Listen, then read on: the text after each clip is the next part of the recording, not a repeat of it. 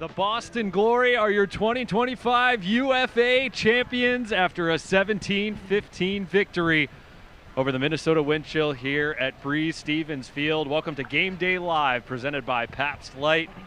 Our final edition of the 2025 season. Ian Toner, joined by Evan Lepler and Colin Camp. And we got two champions with us, Tanner Johnson-Go and Orion Cable. Tanner, I want to start with you. You are now a UFA champion. What were the thoughts that were going through your mind as that final possession was winded down and the clock was ticking down? I mean, that final possession was beyond crazy. I mean, at the end, we had it. Like, Calvin, he got fouled. We knew he could just chuck it and the game would be over. But everything leading up to that, we got a case of the dropsies. We got a case of a little throw behind. But, you know, there's one thing that we knew we could rely on, and it's our defense. And I was saying to Jeff, like, they knew they had to put a goal in. Thank God they shot it up to Jeff's side, and he just got up and got it. So I wasn't too worried because I knew we'd fight back, or at least burn some time. What do you think was the key to this D-line's third quarter run? Because frankly, that felt like the stretch that just kind of put this game away. Obviously, Minnesota gave you guys a little run for your money in the fourth quarter, but that 5-1 run in the third quarter was just something else. Yeah, I mean, we knew during halftime that, like, if we put the pressure on them, like, they would break. And we saw it in their game yesterday. They gave up, like, some silly turns, some, like, arounds that were like, a little too far. So we knew that if we kept applying the pressure, we were going to get the ones that we felt like we should have gotten in the second. There was, like, a overthrow that Seba just missed, and we had a couple good, like, layout block chances. And so we knew that if we kept applying that pressure, like, those breaks would come. Orion, congratulations. You were relatively quiet from a scoring standpoint in the first two playoff games, and then the first half tonight happened where Toba kept hitting you over and over again. What was working for you tonight? Why was tonight different? I mean, I think that our game plan the first two games was to play relatively conservative and maintain possession. We had a couple of really long points, but today it just felt right to cut deep, and we started hitting it. And I think ultimately they were really just giving it to us. Yeah, I just took what was there, really. Orion, it's rare in this league for teams to come into championship weekend their first time and win. What allowed you guys to come into this weekend and really dominate 8 quarters and get this championship victory in your first try? I think ultimately it was the D-line, really. They can play really long points. I think they tire teams out more than, I don't know, any other teams I've seen in the league. And paired with that, our offense will also sometimes play a 3-minute point, and we'll burn like a third of a quarter in 2 points, which is pretty tough to make a comeback on. So once we get up, if we've got the disc, I feel pretty confident. We can go back to this specific game in a second, but I want to zoom out for a second. And there was a little stretch towards the end of the regular season where you guys dropped 3 of your last 4 and then had some time off before you were starting the playoff run. And then you came to that East Division Championship game and just strangled DC on your home turf and honestly put together really compelling performances the rest of the way. Did you guys have that belief that, hey, the end of the regular season was something that we could overcome and we'd just be able to execute no matter what when the chips were down? I mean, I think that last bit of the season was tough. We had some people injured. Our roster wasn't the strongest 20 we'd roster like here. And we knew we'd already secured the #1 spot. So it was a bit of a lull in intensity, but I think it's a sign of a winning team to be able to turn it on when it counts, and I'm glad we were able to do that. I want to zoom out even further, because both you guys have been around this franchise on and off through the last 4 or 5 years, and there's been a learning curve for Boston Ultimate in the UFA. Can you speak to what it took to bring in the buy-in, the talent, the coaching, the leadership, everything that all came together to win you a championship? Yeah, I can go. I mean, over the course of time, we got new people. Like, we pick up Jeff. Jeff knows what winning is like. We pick up Ethan. He's been in these situations. Like, there are a lot of guys that come into Boston and they're finding their groove, and we're finding them on a really good spot to, like, let the teams, like, find some success. And then we also, the coaching staff ramped up. I mean, I don't think there was a single game that we went in that I wasn't confident in the coaching staff scouting report and what we were going to do. And when you're that confident and the people above you, it's so easy to execute. You don't need it. There's so many like little things that you don't need to think about anymore, just because everyone above you is just so locked in and you trust their judgment. All right, what are your thoughts on the last 5 years and the evolution of the team and you've gone through to get to this point? Yeah, I mean, we started off pretty loose, I think. It kind of felt like a pickup team that us club players would show up and play on the weekend. And I think as we've picked up better players, buy-in's gone up, and especially this year we've tried to make as much of the Dig roster, the Glory roster as we could with the help of other players. We also got more buy-in from our coaching staff, and I think it really just took a slow build of buy-in, and here I think we kind of maxed that out. Do you guys want to send a message to Ben Sadok right now? Obviously, key player for you guys throughout the season. Was not able to be here tonight, but maybe send him some love right now. Yeah, for sure. I mean, I got to play college with Ben. He's like an absolute phenomenal teammate. He's a guy who drives energy. You can trust him to make the hard throws. He's been here from the get-go. If you're talking about an original guy, like, no one deserves to be wearing this championship jersey more on his chest right now than Ben. Like, he brings people together. He brings people from different circles together. And he's just such an energy piece and also a key player at the same time. That's like a tremendous load, even if he's not in leadership. I've heard you talk yesterday, or Ryan talked there. Sam Rosenthal talked about it during the championship ceremony about the coaching staff and the level of preparation. Identified Sam Lehman as the hardest working coach in Ultimate. Can you guys like pull back the curtain a little bit and give us a sense of like what do they do to help you guys feel prepared? What is their MO in making sure you guys are ready to go? Yeah, I can speak to that a little bit. Like, this is a new year for me playing defense. I think everyone knows that. I've played a decade of offense, and to switch to D is not an easy task. But going in, like, I'm having like weekly, bi-weekly calls with Sam on what like the minute things I need to do better. Everything's clipped, everything's like concise. We have talks. He takes my feedback too. Like, it's not just him giving me something, it's also him, oh, okay, like, you're a lot better on this matchup. Let's find you better matchups to take in the future and how to balance the D-line across it. And then going into games, like, we get our matchup, we get our sheets, we get a rundown of what we're gonna do. And then it's a little trust from him too, of the players like checking in and watching the film. Like, know your matchup, know what they like to do, and like, it's a collaborative effort, but it's really stemmed from a lot of the work that he's doing. I would love to hear the same kind of question coming, you know, the answer from Orion as well, because this year was such a step up in your game, and it was really impressive to watch you out there. I mean, what has that coaching staff done for your development over the last couple of years here? That's a good question. I mean, Jake's been coaching me since I've played youth club, and Sam not much later than that. So I've gotten a lot of time to work with them, and we figure out what works for each other. But I'd also say behind the scenes, Sam this year has really picked it up, and he's allowed players to schedule recurring weekly film review with almost anyone, I think. And so I spend an hour a week with just Sam one-on-one, going over film, whatever topic we want, and I think that's been super helpful for just adding on. And I think I've seen that in a lot of other guys too. It's been super helpful. How did the Boston Glory change when Jeff Babbitt joined before the 2024 season started?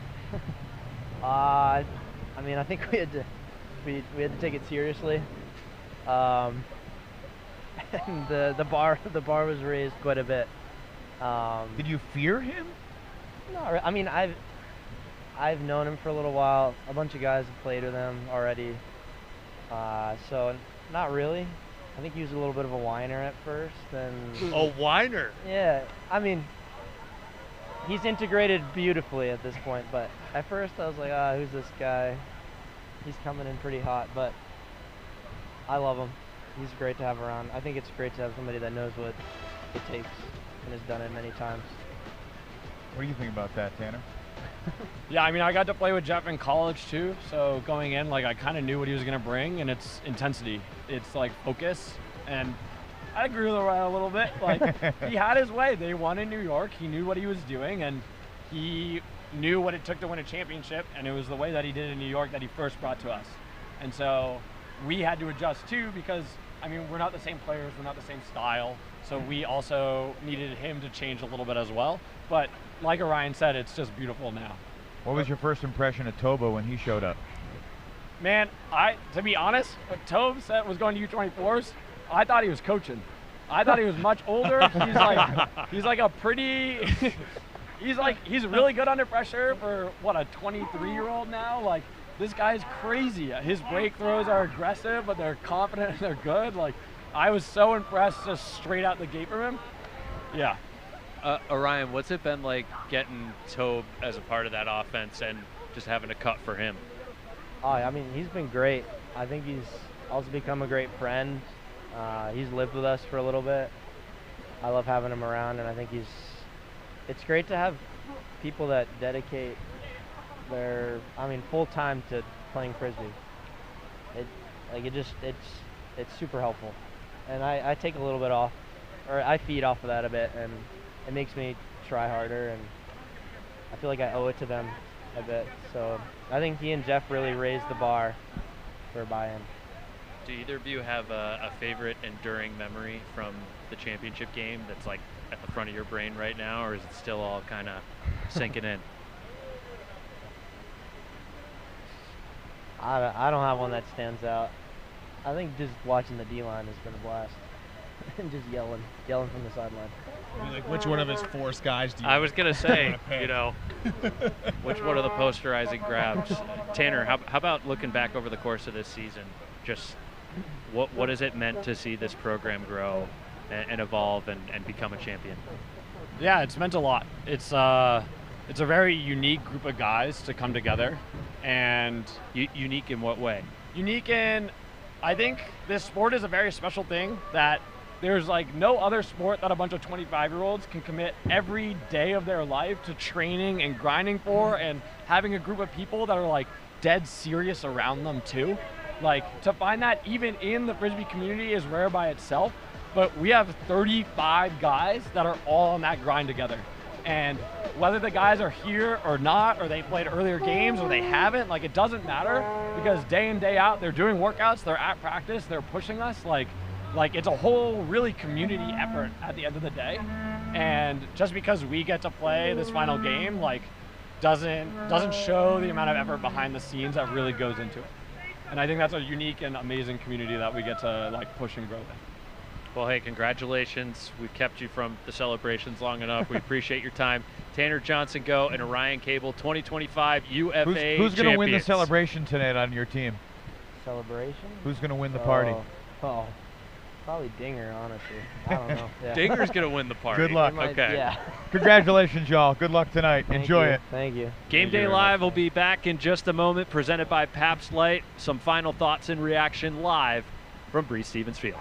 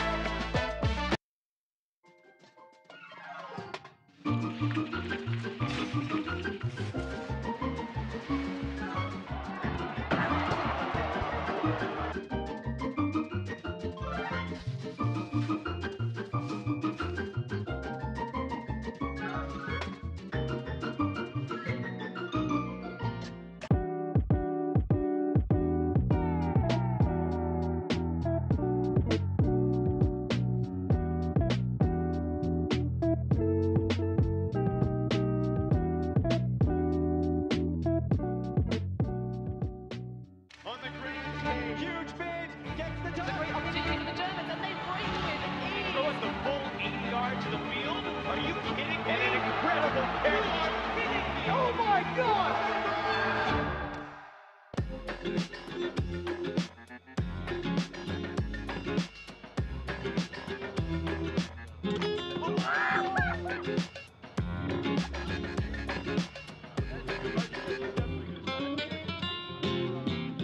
Throw like a pro with a new Pro Ultimate Frisbee. Created with input from the sport's premier passers, the Pro Frisbee is specially designed to fly through the wind and maintain its edge. Experience the official Frisbee of the UFA and get yours at shopufa.com today.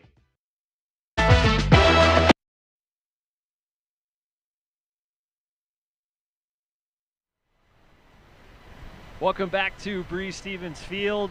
The Boston Glory, your 2025 UFA champs, with the 17-15 victory over the Minnesota Wind Chill. Ian Toner here with Evan Lepler, Charlie Eisenhood, Kelsey Percy, and Colin Camp.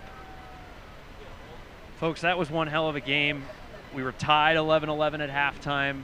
The third quarter, it looked like Boston pulled away for good with a 5-1 run, but then Minnesota just found a way to rekindle a little bit of that Minnesota Magic Wind Chill wizardry. A 3-1 run, but ultimately coming up short in the fourth. I'll say I didn't feel like Boston's third quarter run was inevitable. Like, the way Minnesota played offense in the first half, they only had 3 O-line turnovers. They only had 1 turnover as a team in the second quarter. They were right there.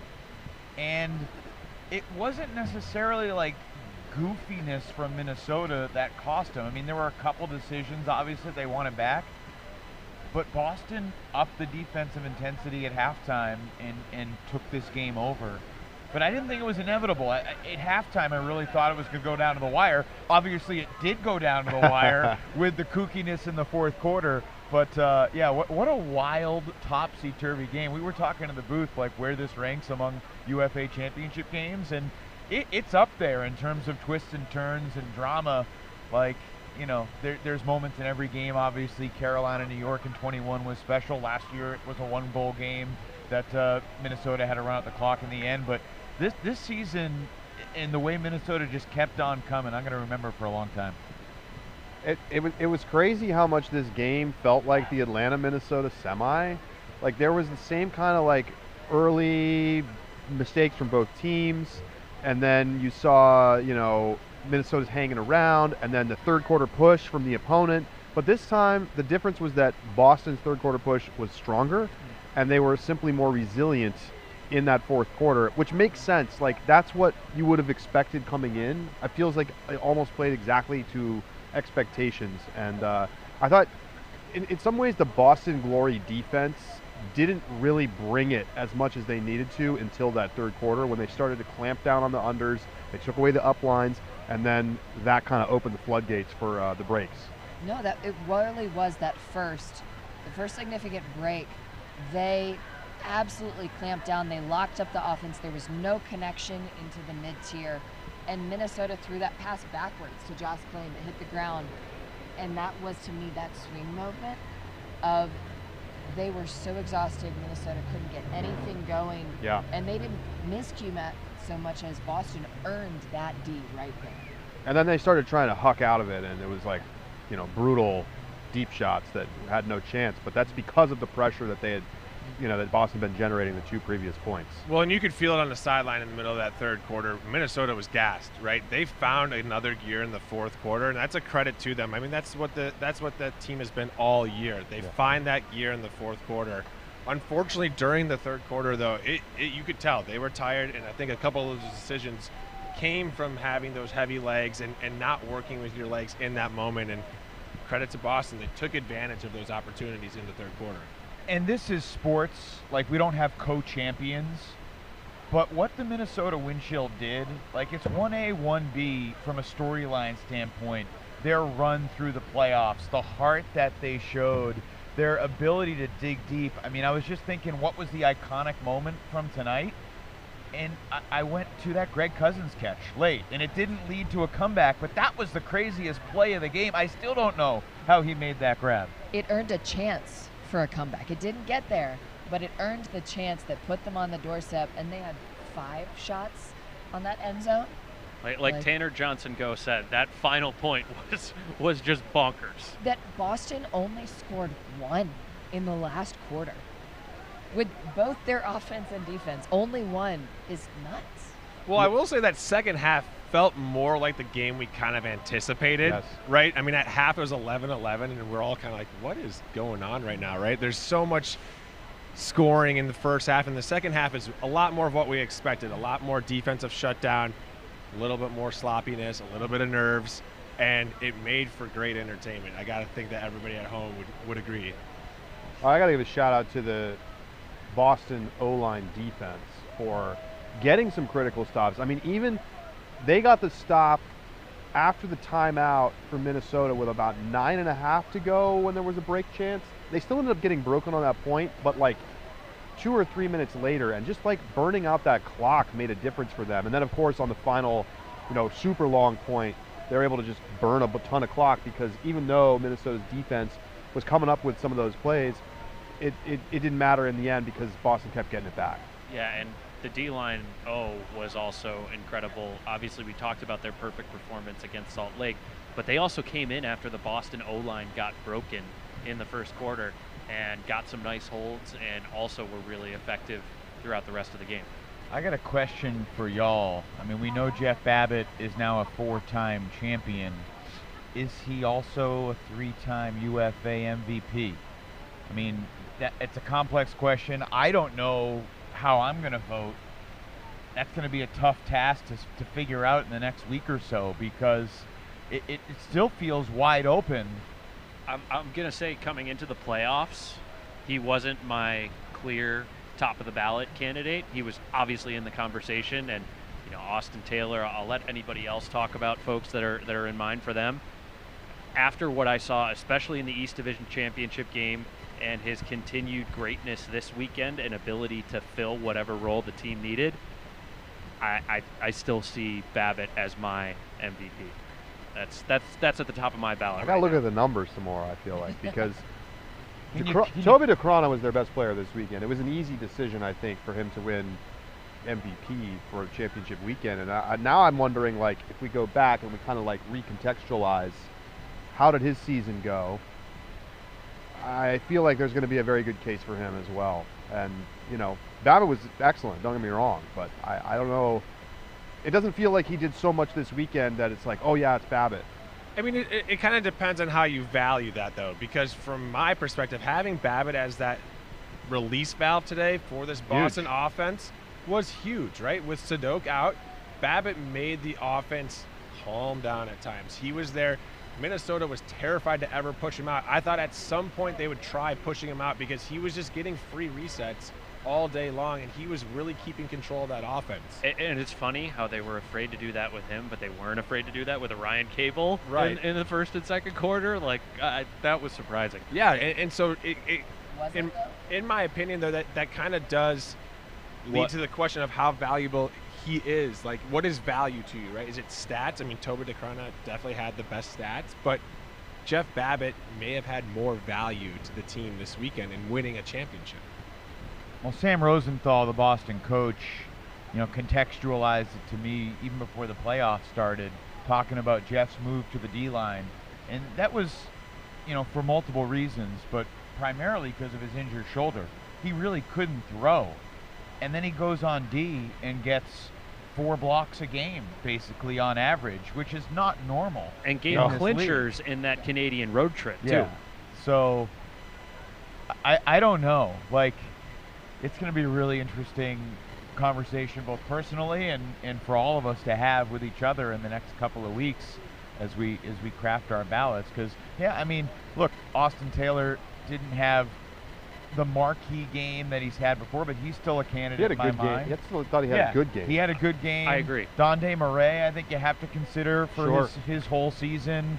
I think it's probably those 4 guys, Toba, Jeff, Austin, and Don in some order as my top 4.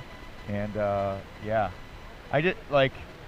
think if you ask the Boston coaching staff, they would say Jeff was the MVP, but they don't get to vote. I mean, I think if this was a regular, if Jeff hadn't won it before, it might be an easier decision to pick him, but maybe there's a little voter fatigue. We'll see. Speaking as a voter.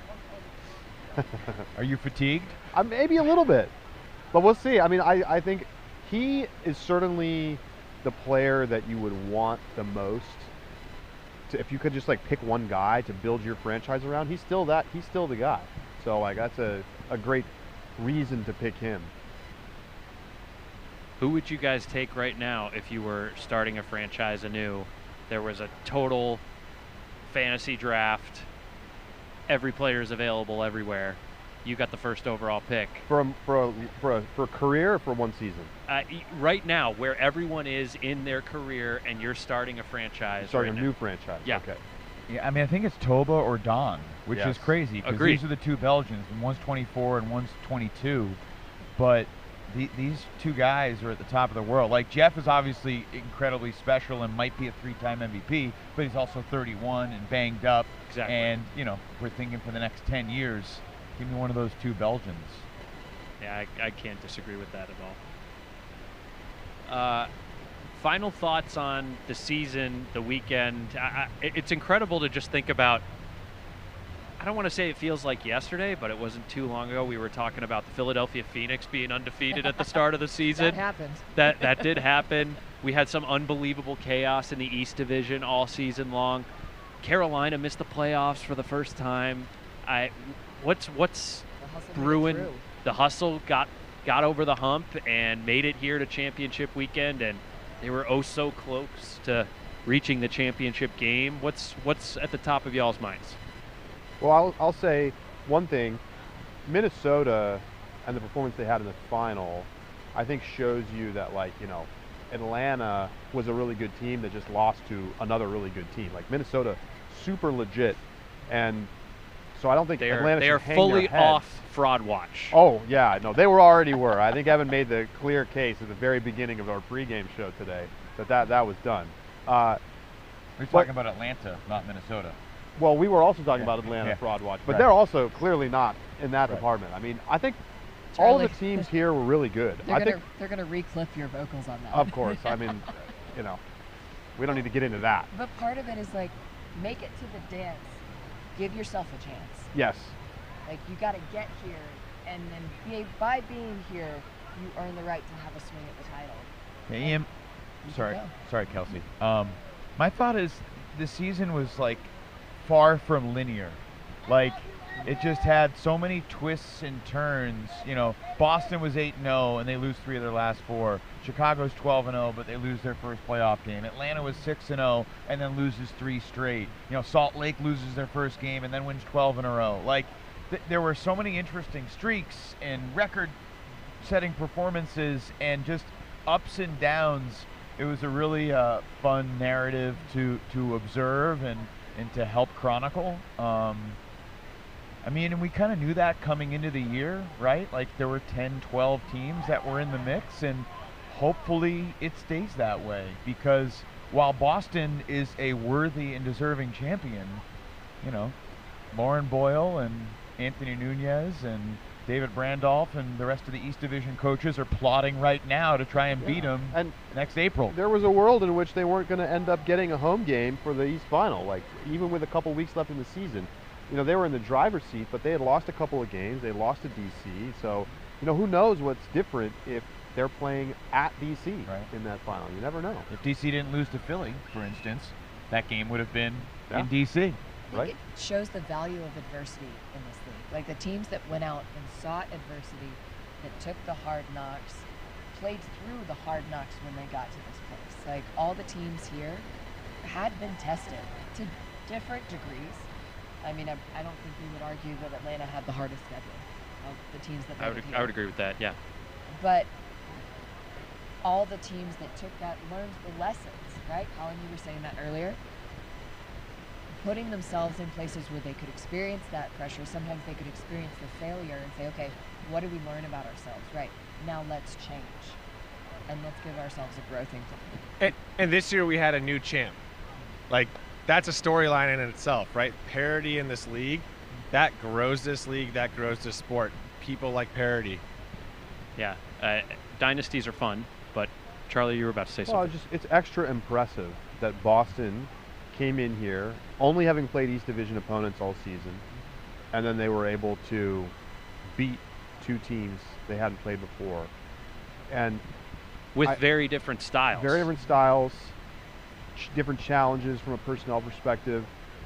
They lose their center handler for the final, and they look fine offensively. So I think pretty awesome performance from Boston. And if they keep this team together and they keep this core together, they could win multiple titles in a row. I mean, we could see a little dynasty from this Boston team. That's very possible. We could, but I also think there's belief around the league because in the East Division, 3 different teams have won the East the last 3 years. In the South, 3 different teams have won the South the last 3 years.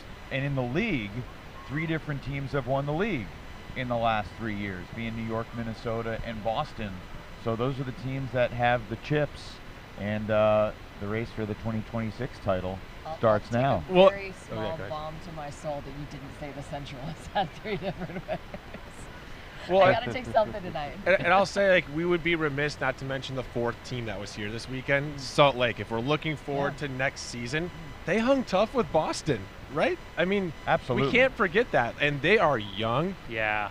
and they got a lot of good ultimate in front of them. And Oakland was on their heels.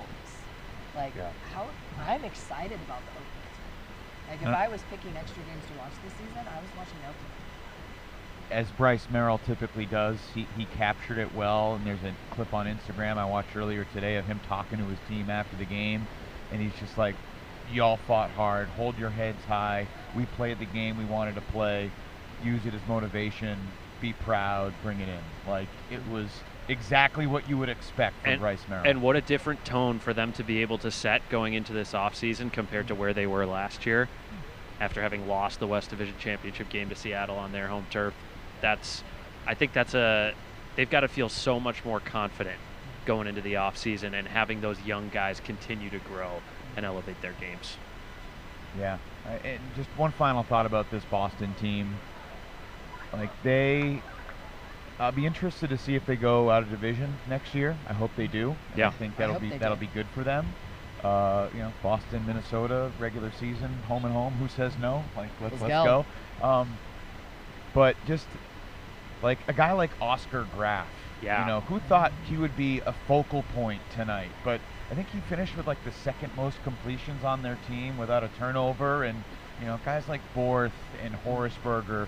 I mean, Calvin Stoughton. yes, still Stoughton was a little shaky in a couple moments, but yeah, he's a really talented player. And he's raw. It's easy to get tunnel vision and just think Toba and Jeff. But this is not a 2-man team, not even close, with Tanner and Tyler and Orion and everybody else. This is a really strong champion, and I'll be curious to see what they can do in the future, if they can back it up, if they can bring the same hunger to next year as the defending champs. Final call for thoughts on the 2025 season and championship weekend. Going once, going twice. Thank you guys so much for joining us here on Game Day Live, presented by Pabst Light. The Boston Glory are your 2025 UFA champions. It's been a pleasure to tell the stories of the 2025 season with you and bring you along for the ride. For Evan Lepler, Charlie Eisenhood, Kelsey Percy, and Colin Camp, I'm Ian Toner. Good night, everyone, and we already can't wait until next season.